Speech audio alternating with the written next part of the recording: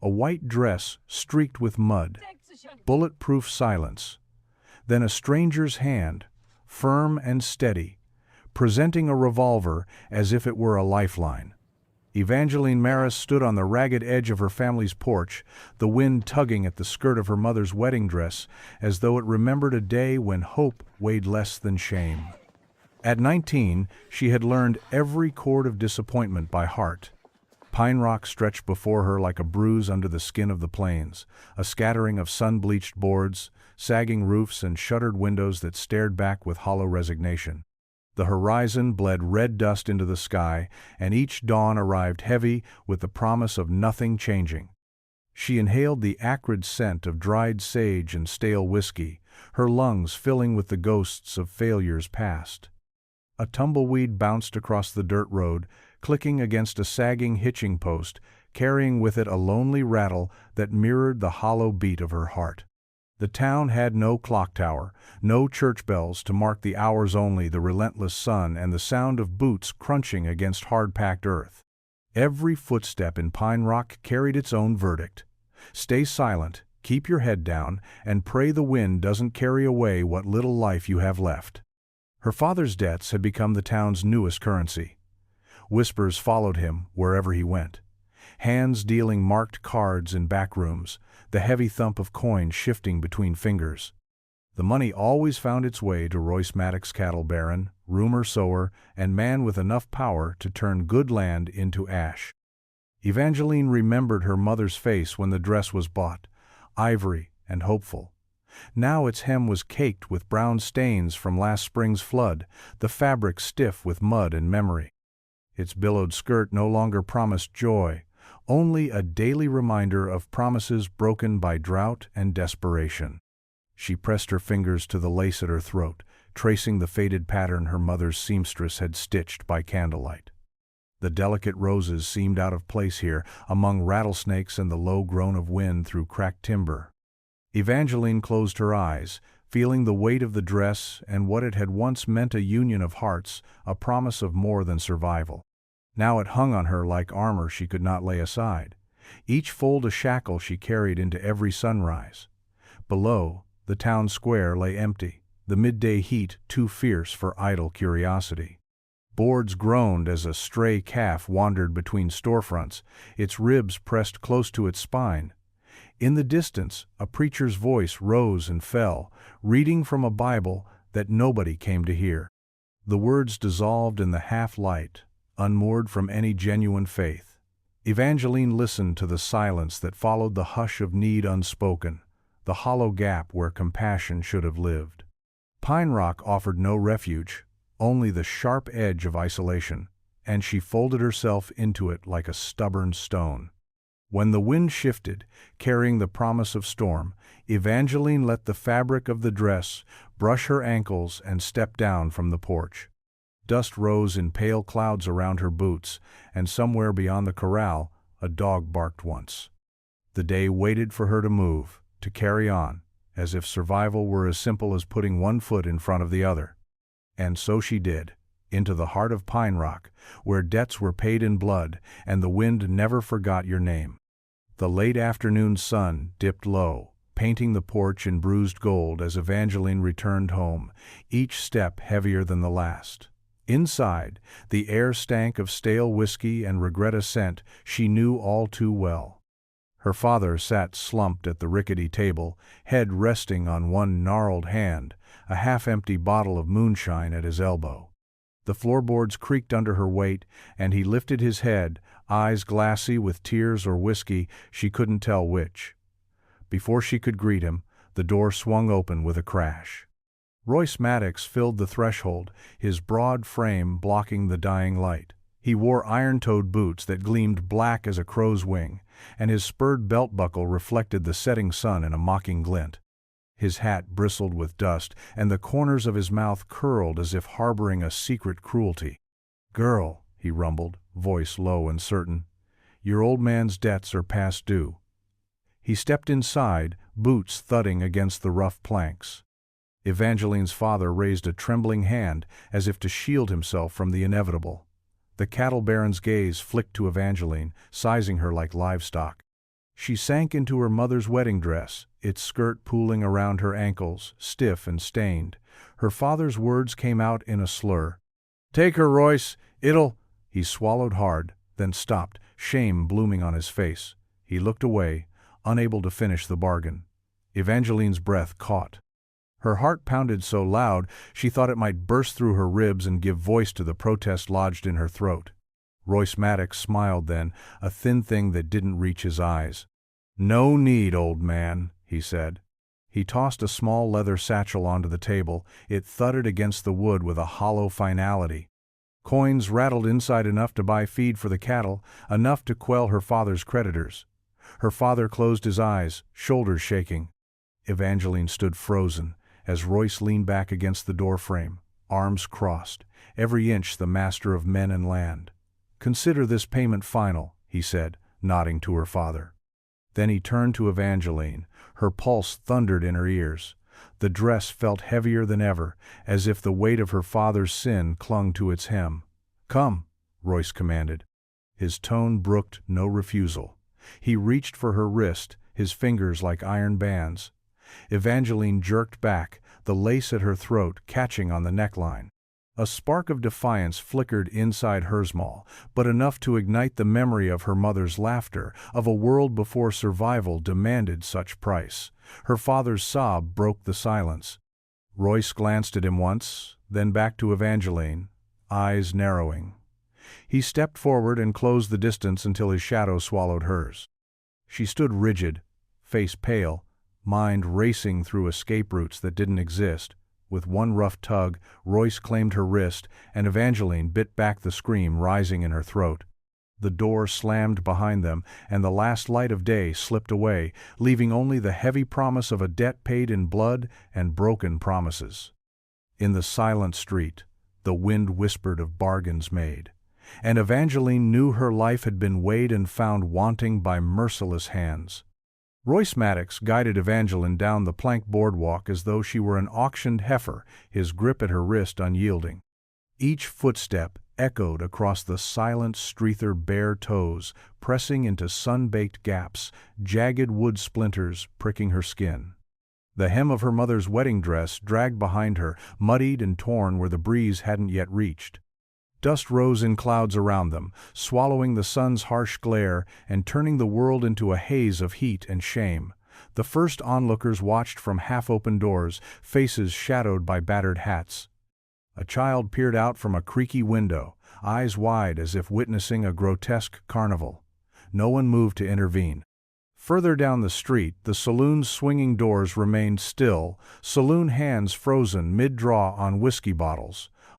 The preacher, perched near the church steps, closed his book with a hollow thud, his gaze cast to the sky as though seeking absolution that would never come. The only sound was the crackle of distant wind and the uneven shuffle of Evangeline's steps. When she stumbled over a loose board, Royce yanked her up so violently that pain flared through her shoulder. The world spun, and she tasted grit on her tongue. A woman, in a faded bonnet, looked away, clutching her apron to her chest as though she could staunch the wound in Evangeline's dignity by merely pretending it didn't exist. Men in dusty coats crossed to the other side of the street, stepping over loose nails and the splintered remains of a broken barrel, avoiding any gaze that might implicate them in what was happening. Evangeline's vision swam. Every heartbeat dragged her deeper into humiliation's quicksand. She forced herself to stand tall, chin lifted, but her throat ached with unshed tears. As Royce paused at the center of town, his chest rising beneath a finely tailored vest, he turned to face his unwilling prize. His smirk gleamed like a sharpened blade. "Look at you," he sneered, his voice a velvet whip. "All dressed up with nowhere to go." He reached out and backhanded her across the face. The slap cracked like a gunshot, and her head snapped to the side, nose grazing the peeling paint on a storefront sign. Silence fell, heavy as a tombstone. Evangeline's cheek burned, and when she pressed a trembling hand to her jaw, warm blood seeped between her fingers. The crowd shifted uneasily, but no one spoke. Royce lifted a boot and pressed it to the hem of her gown, grinding the fabric into the dirt as if stamping out any last flicker of her spirit. He turned on his heel, voice raised to the gathering crowd. "That's how a debt gets repaid."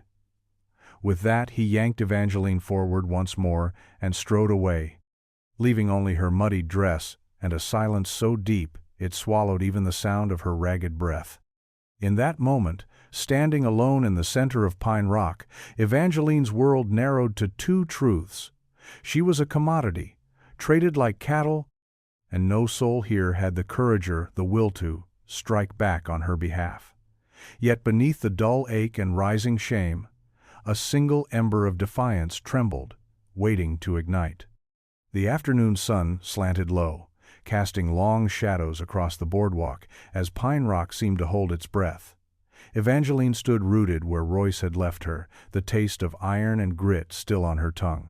Mud caked her gown, stiff against her legs, and tears threatened to blur her vision. Every nerve in her body screamed for escape, yet the wooden planks underfoot felt sealed shut, as if the town itself refused to let her go. From the corner of the square she sensed movement a ripple in the dusty heat. A figure emerged from the blur of saloons and shuttered windows, broad-shouldered and deliberate. He leaned against a broken fence post that guarded nothing but the wind's secrets, hat pulled low, face obscured. Dust clung to his coat like a second skin. The brim of his hat cast a shadow that swallowed half his features.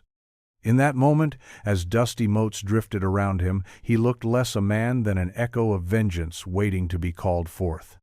Royce Maddox, perched on the steps of Higgins' Mercantile, turned back toward Evangeline to relish her humiliation. His polished boots tapped the sun-bleached boards. The silence stretched, taut as a drawn bowstring, every eye in Pine Rock fixed on the cattle baron and the ruined girl in the white dress. Evangeline's breath hitched in her chest as Royce squared his shoulders, lips curling into a smug grin. She braced herself for more, her knees trembled. Then the world shifted. The stranger stepped from the fence-post's shadow, each footfall swallowed by silence. His coat brushed the wood, a muted whisper against the square's hush. He reached beneath it and drew a long-barreled revolver, its blued steel glinting like a promise. He did not aim it at Royce. He did not shout a challenge. He simply extended it toward Evangeline, holding it out like a gifter, a lifeline. Time fractured.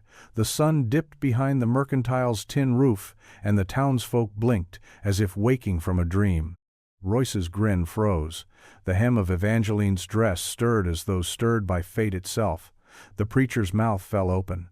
The hand that had clutched his Bible loosened. Horses whinnied in distant corrals.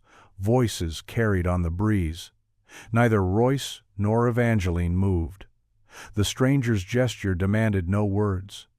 His steady gaze asked, "Will you seize your own fate?" In that breathless pause, Evangeline felt the barrel's weight tremble between hope and fear. The crowd exhaled together a rasping sigh that stirred dust at their feet. Evangeline's fingers closed around the grip. The cold metal sang against her palm, singing of choices made in the dust and dawn. Royce's eyes narrowed, his chest heaved. But the stranger Cassian Lowe, though his name was still unknown, offered only a nod, then stepped back, melting into the haze as quietly as he had come. Evangeline stood alone in the square, revolver in hand. Around her, the world began to move again. Boots shifted, shutters creaked, whispers blossomed like autumn leaves. She pressed the revolver to her side and straightened her shoulders. The weight of the weapon anchored her resolve.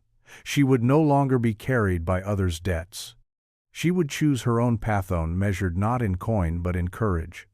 Evangeline's pulse thundered in her ears as she settled the revolver against her hip, its cold weight both burden and promise. The square lay hushed around her, the usual low murmur of Pine Rock stilled by the strange turn of events.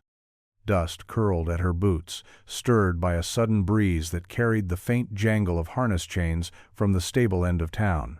The townsfolk, shopkeepers, farmers, drifters kept their distance, forming a ragged half-circle behind her. Their eyes, once indifferent or mocking, now flickered with something like dread. Royce Maddox straightened on the mercantile steps, his polished boots planted wide apart, his hand clenched at his side. The smug arrogance that had marked him moments before wavered. He took a measured breath, the beads of sweat on his brow catching the light, and raised a gauntleted finger. "Hand it over, girl," he barked, voice brittle. "That weapon belongs to me." Evangeline's gaze held his for a heartbeat before drifting to the stranger's shadowed corner where Cassian Lowe had stood. He was gone, now left her the choice without interference, but the imprint of his silent challenge lingered in the air. She flexed her fingers on the revolver's grip, tasting the sharp tang of determination. For the first time since dawn, she felt the hard lines of her own destiny shift beneath her ribs. She raised the revolver and leveled it at Royce's center, the hammer clicking softly in the tense quiet. The motion was fluid, forged by instinct rather than training. Arms steady, elbow locked, shoulders squared. Every breath she drew soothed the tremor in her hands. The weight of the weapon grounded her, a tangible link between will and action. A murmur ran through the crowd. Royce's hand twitched toward his own pistol, leather creaking. He blinked once, twice, as if forgetting how to draw. Evangeline's heat-blurred vision narrowed to his dark eyes that had relished her humiliation, that had treated her like chattel. Now they flared with something new, fear. She did not speak. Words would have cheapened the moment. Instead, she let silence speak. The townsfolk shuffled, the wooden boards groaning beneath their shifting weight. In that pregnant pause, Evangeline weighed her choices. Surrender to shame once more, or seize this frail moment and claim more than her dignity. Slowly, she lowered the revolver, pointing it toward the dust at her boots. Royce's shoulders slumped, the tension draining from his posture like air escaping a bladder. He realized that the gun in her hand represented far more than vengeance. It was proof that she could stand upright against his power. He glanced at the silent onlookers, then back at her, and with a stammered curse, turned and lurched inside Higgins' mercantile. The crowd exhaled as one. Evangeline kept the revolver at her side, barrel tilted earthward, as if it were a lifeline she could still cast away. The hush lingered, but in its depths lay something new. Respect, or at least the recognition of a spark that would not be snuffed. She took one steady step forward, pressing her boot into the sun-baked wood. The revolver's weight was a promise, etched in cold steel, a promise she had chosen herself. Behind her, the whisper of retreating boots trailed away, leaving Evangeline alone with the weapon that had rewritten her story and the knowledge that, from this moment on, she held the pen. Night draped itself over Pine Rock like a velvet shroud, pressing the streets into silence. Evangeline woke to the soft scuff of boots on her creaky floorboards, the telltale prelude to violence.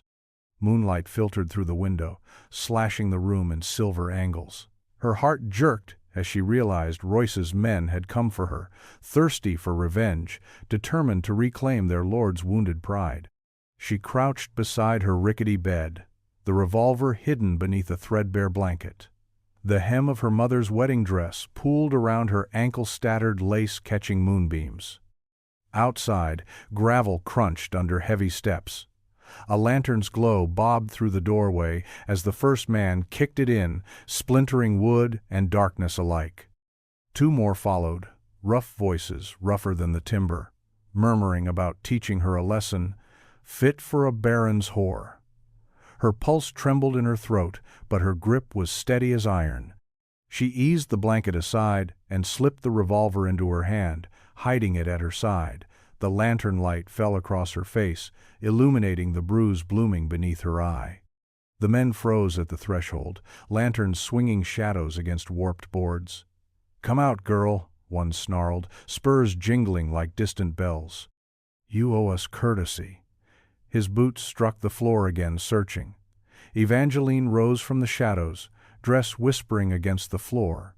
Her figure was small against the high ceiling, but her posture was unbowed. She stepped forward, revolver leveled without tremor. The silver muzzle glinted in the lantern light, and for a heartbeat, no one moved. Then she cocked the hammer. The click cracked the tension. The men exchanged glances, stuttering curses, a hurried retreat of boots. The first man's face blanched. "You wouldn't," he choked. She didn't answer. Her finger brushed the trigger guard, a silent vow. What steel was to flesh, she was to shame. With a curt nod, she watched them back away, lanterns tilted in panic until their glow turned distant. Then the door slammed, leaving her alone with the moon and her own thundering breath. She didn't linger. Outside, the canyon yawned dark and welcoming beyond the edge of town. Evangeline kicked off her slippers and ran, moonlight guiding her through sagebrush and craggy stones. The tattered dress snagged on thorns. She tore at it and cast the shredded cloth aside, boots pounding the rocky earth. The canyon walls rose on either side, silent sentinels to her flight, scenting the air with juniper and grit. Halfway along a narrow ledge, she paused to catch her breath, flashlight of moon on her chest. The revolver was still in her fist, her lifeline and her anchor. Below, the dry creek bed lay deep-shadowed. Somewhere beyond, a coyote's mournful howl trailed away, leaving her thoughts to chase it. Memories of the stranger's gaze, lessons learned at dawn, promised not to be prey again. She traced the cold barrel with her thumb and pressed onward into the canyon's embrace, leaving Pine Rock's broken board sand her darkest shame far behind. Moonlight guided Evangeline's flight through the canyon until she reached a thicket of juniper and sagebrush where Cassian Lowe waited, rifle slung across his shoulder and lantern tilted low to keep its glow subtle. He nodded without speaking, as though the silent invitation of the revolver she still held had been enough to summon him. Beyond him, a narrow path wound upward through pines so tall their tops vanished into shadow. Evangeline followed, boots crunching needles and loose stones. Heart pounding, not with fear this time, but with relief at finding refuge. At the ridge's crest, Cassian's cabin emerged from the darkness like a promise. Logs stacked with meticulous care formed sturdy walls. A plume of smoke curled from the stone chimney, smelling faintly of pine resin and last night's coffee. He opened the door with his rifle butt, revealing a single room warmed by a hearth crackling with orange light. Evangeline crossed its threshold and felt the tension she'd carried of shame, of terror, of desperation loosen around her shoulders, as though the cabin walls absorbed it. Cassian set his rifle aside and motioned to an overturned crate beside the hearth. On it sat a chipped tin cup. She accepted it without hesitation, the coffee bitter and hot like truth. Steam rose in lazy spirals, carrying comfort she had believed was forbidden. Cassian fetched a folded blanket from a pegs beside the door and draped it over her shoulders. Its coarse wool was scratchy but dense, a barrier against the night's chill and the memory of cold wood floors in Pine Rock. He moved silently, stacking firewood and arranging 2 mugs on a low table, hands precise and steady. Evangeline watched him from the corner of her eye, feeling the grate of tension ease in her chest as warmth and quiet spread through the room. He did not ask questions, no prying into the brutal scene she'd fled or the man who'd lent her the revolver. Instead, he offered food. Salted venison jerky wrapped in cloth, hardtack biscuits so dry they cracked teeth, and a flask of clear water. They ate in companionable silence, the only sound the crackle of the fire and Evangeline's slow exhale. In that stillness, she allowed memories to surface: her mother's music box left behind, her father's voice unsteady with guilt, the echo of Royce's laughter, but each memory felt less like shackles and more like a map leading her away from despair. Night deepened. Cassian stoked the fire until the hearth glowed red, and then he took up his rifle again, examining its ironwork as though tracing each scratch told a story. Evangeline, feeling bold under his unspoken permission, stood and retrieved the revolver from where she'd laid it on a stool. She cradled it, testing its familiar weight, and raised it in the flickering light, surveying the cabin as if assessing her new world's boundaries. Cassian looked up and nodded, offering a small, approving smile that held no pity. Under the sanctuary of pine and smoke, Evangeline realized she could breathe. No longer tethered to her father's debts or Royce's cruelty, she possessed a refuge built on wood and flame and the quiet understanding of a stranger who had become her only ally. Here, amid the whisper of pines and the steady pulse of her own courage, she began to rediscover what it meant to stand among shadows and promises, to stand with a weapon, but also with the fragile hope that justice might one day follow. Dawn seeped through the cabin's narrow window in pale ribbons, carrying with it the clean scent of pine needles and frost. Evangeline woke to Cassian's quiet humming as he polished the long-barreled rifle on his lap, each stroke deliberate. The fire had burned low overnight, embers glowing like embers of her own resolve. She rose, stiff from sleeping on the hard wooden floor, and found her revolver laid beside her blanket, its metal cool and patient. Cassian set the rifle aside and offered her a cup of coffee without a word. She cradled the mug, letting the warmth chase away the last tendrils of sleep. Outside, the canyon was still, the looming cliffs painted in violet and gold. Evangeline realized she no longer flinched at the silence. It felt like opportunity rather than threat. After breakfasta, crust of hardtack and slices of jerky, Cassian led her outside to a clearing fringed with pines. He produced a row of tin cans, each perched on a split-rail fence. Evangeline's stomach knotted at the sight, but beneath the fear pulsed a spark of determination. She hefted the revolver, testing its balance, and felt the breeze tug at the dress's torn hem, as if urging her forward. Cassian knelt beside the first tin can. "Breathe steady," he said softly. "Aim with your shoulder, not your wrist. Let the barrel follow your body, not the other way around." His voice was low, calm as the canyon pool. She nodded, pushing back the memory of Royce's sneer. She lifted the revolver, sighting the distant can, her finger resting lightly on the trigger guard.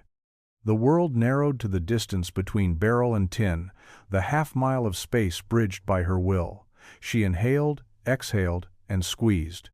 The shot rang out, echoing in the still canyon air, and the tin can spun wildly, clattering to the ground. Cassian offered a rare smile. "Good," he said. Again, with each can she felled, her stance grew surer, her shoulders squared, elbows locked, her breathing settled into a rhythm. Inhale, exhale, fire. The rasp of spent shells hitting the dirt sounded like victory.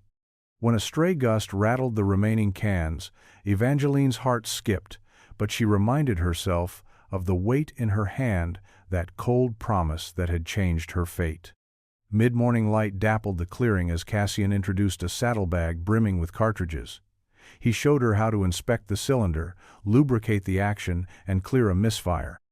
His hands moved with a mechanic's precision, and she mirrored each motion until the revolver felt an extension of her own arm.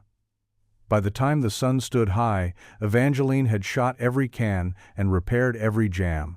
Her dress, once a shackle of shame, now bore soot stains around its hem, a testament to her turning. Sweat darkened her hair at the nape of her neck. Her arms trembled with exertion, but her eyes shone with fierce pride. Cassian nodded in approval as she returned the final empty shell to the leather pouch at her waist. "You're learning to stand," he said quietly. "Not just against men like Maddox, but beside yourself." Evangeline lashed her gaze to the distant ridge where Royce's ranch lay hidden beyond the trees. The dress billowed at her ankles like a banner, torn but unbowed.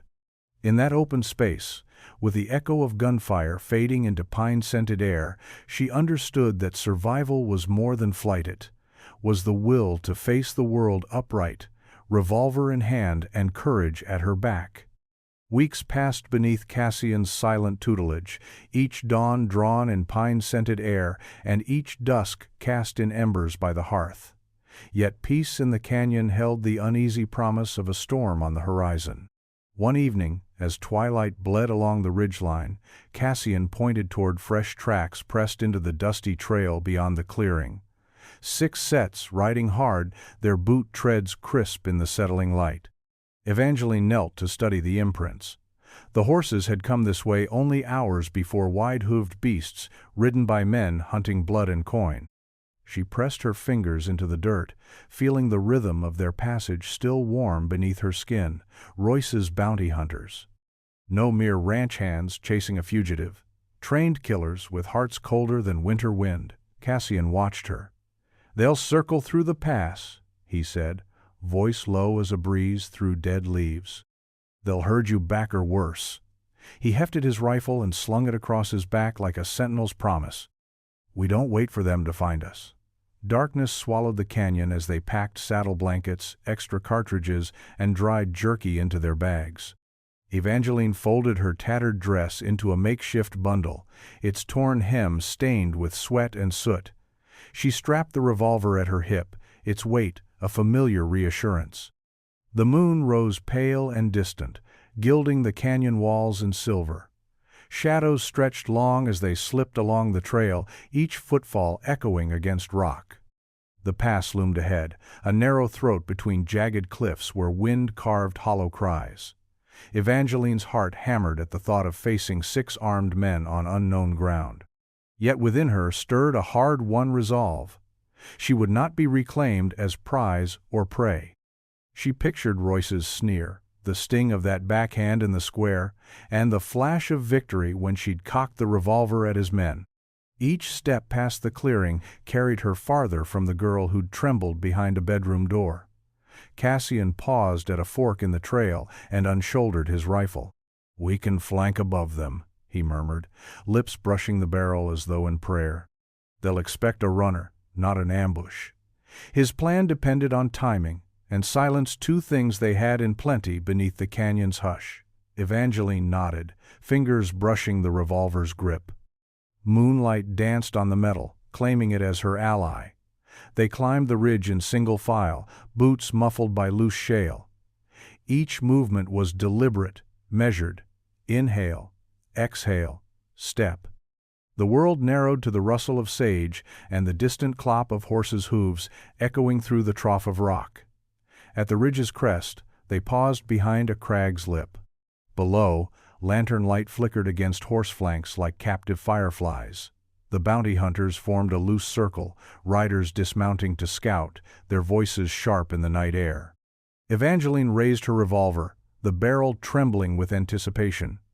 Cassian knelt beside her, rifle leveled and steady, eyes reflecting the lantern glow. She inhaled the cold air, tasting pine and dust on her tongue. Each breath steeled her purpose. Tonight, she would stand not as a debt to be collected, but as a force they could not ignore. Shadows and riders awaited, but Evangeline Marris, bloodied, barefoot, and armed, learned to stand her ground.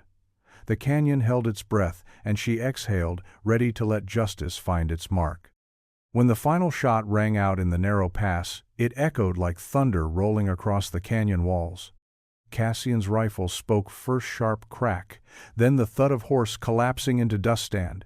Evangeline followed, each pull of her revolver sending another man to his knees.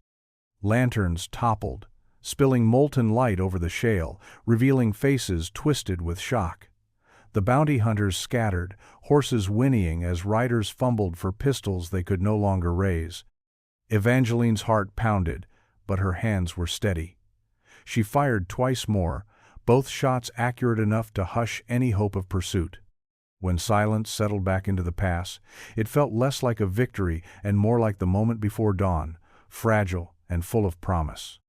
Cassian moved to her side, rifle lowered but never truly at rest, and watched as she replaced spent shells in her saddlebag. The moon had climbed higher, bathing them in a pale, forgiving light. They let the echoing quiet cradle them for a breath, then set to gathering gear and mounting their horses. Loping out of the pass, they followed the old freight road toward Pine Rock, the earth beneath their hooves cool now that the sun had hidden. Evangeline's dress was long gone torn away during her midnight flight, but the memory of its weight lingered in her muscles and her stance. She rode taller than she had 2 weeks ago, shoulders squared against the canyon wind. The freight road wound through sagebrush flats and rocky outcroppings, a solitary ribbon of hard-packed earth leading back to the town where her nightmare had begun. Each mile brought new awareness. The groan of saddle leather, the thud of hooves into the soft ground, the distant cry of a night-bird. The world felt vast and hunger-filled, but beneath her ribs lay an ember of certainty. This road was hers to travel, not one laid out by men like Royce Maddox. Cassian rode beside her in silence, cutting a protective figure under the moon. He didn't offer counsel, he offered presence.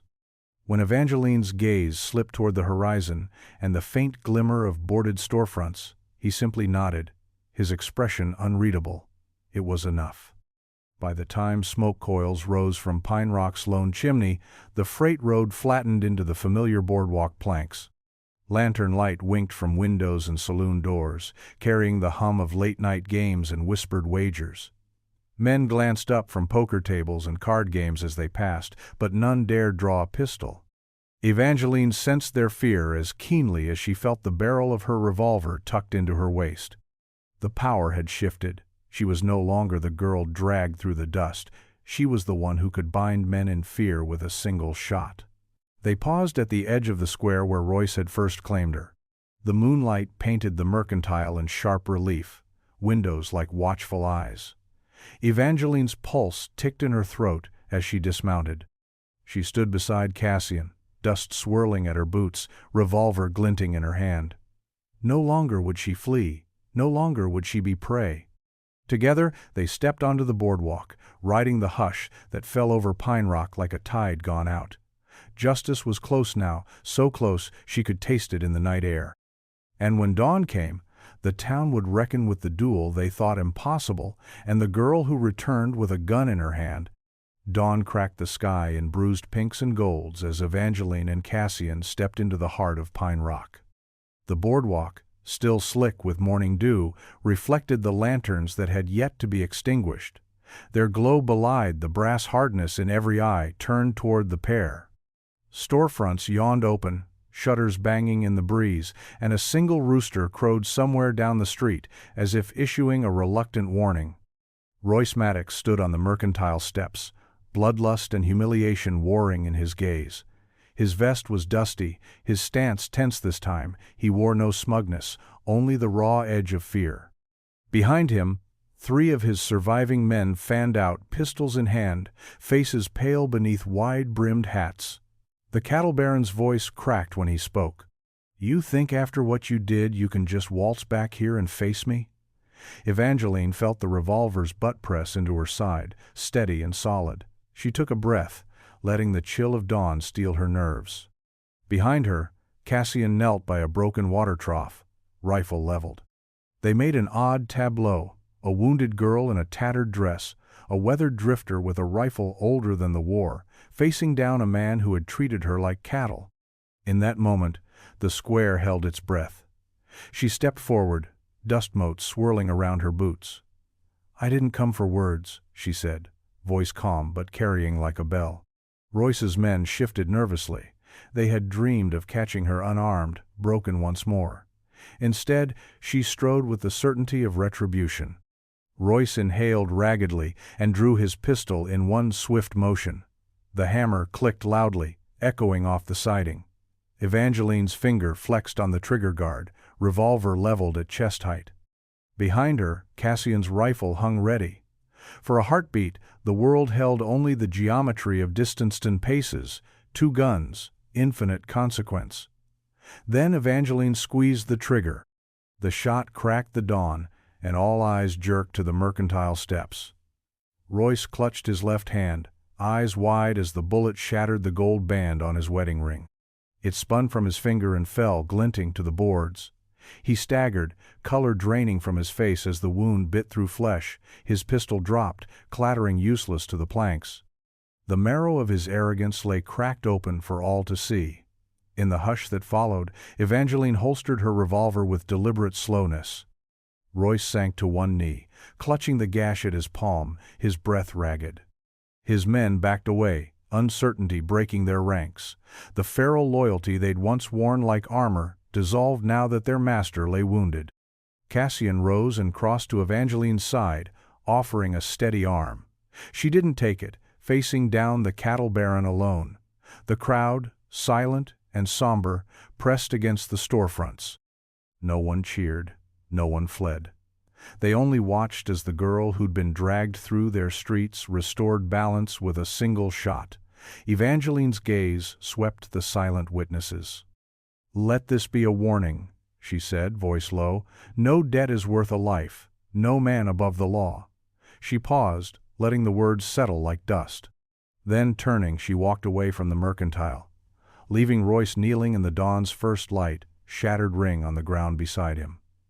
Behind her, Cassian fell into step. The square remained hushed, the boards whispering tales of justice served and power undone. And as Evangeline passed under the awnings, her head held high, Pine Rock understood. The girl in the wedding dress would ride on in memory, in story, and in the quiet reckoning she had carved into their hearts. A hush lingered over Pine Rock, long after Evangeline and Cassian had mounted their horses and turned down the freight road. Dawn's light revealed spilled gold from Royce Maddox's shattered ring, glinting like a promise unkept on the boardwalk planks. No saloon door swung open to call her back, no preacher's voice rose to claim her soul. Instead, only the slow stirring of townsfolk emerged, a blacksmith lifting a hammer with trembling arms, a schoolteacher brushing chalk dust from her skirts, a child stepping from behind a barrel to touch the cold steel of the revolver's holster left where Evangeline had stood. They watched her recede into the distance, the tattered hems of her mother's wedding dress trailing like a ghost of hope, the rifle older than the war propped beside Cassian's knee, both silhouettes etched against the rising sun. Each hoofbeat echoed in the silent square, carving a path through shame and fear towards something harder and truer, the price of mercy paid in courage. Behind them, Royce lay slumped in the dust, cradling his bleeding palm. His men knelt at his side, eyes downcast, as if they, too, felt the weight of recompense. The cattle baron's empire, built on acreage and intimidation, felt suddenly fragile, a house of cards rattling at the hands of a woman he'd thought powerless. He stared at the broken ring, its band a circle severed, and something in him shifted. Humiliation gave way to understanding, however bitter, that justice need not mirror brutality to leave its mark. In the canyon beyond town, Cassian offered Evangeline water from a leather canteen. She drank, the cool liquid chasing dust from her throat and taste buds. He spoke her name once, low affirmation that she had become more than the frightened girl his gun had found. She nodded, pressing her lips together against the tremor in her chest. Words felt hollow now, actions had spoken long enough. They rode on through juniper-scented air, leaving Pine Rock's ragged remnants behind. As they crested the ridge, Evangeline looked back once, the square a tiny blot in the vast sweep of prairie and sky. She felt the pistol's reassuring weight at her side, its cold surface promising vigilance and choice. The frontier stretched before her wild, dangerous yet full of possibility for those daring enough to seize it. Cassian fell silent, letting her thoughts ride the wind. At the canyon's mouth, he paused, hat tipped back to reveal eyes softened by respect. Without words, he acknowledged the truth. She no longer needed rescue. The frontier had forged her into something neither victim nor prize, but a keeper of her own fate. Evangeline nodded and pressed her spurs into the mare's flanks. Dust rose in a pillar behind her as she rode toward the rising sun. In her wake trailed a story. The land would remember a story of a girl in a wedding dress, and the stranger who handed her a revolver, sparking a reckoning that echoed through Pine Rock and beyond. And, as the canyon swallowed the last hoofbeat, the frontier exhaled its own verdict. That mercy, measured by courage, could bend the harshest land toward justice,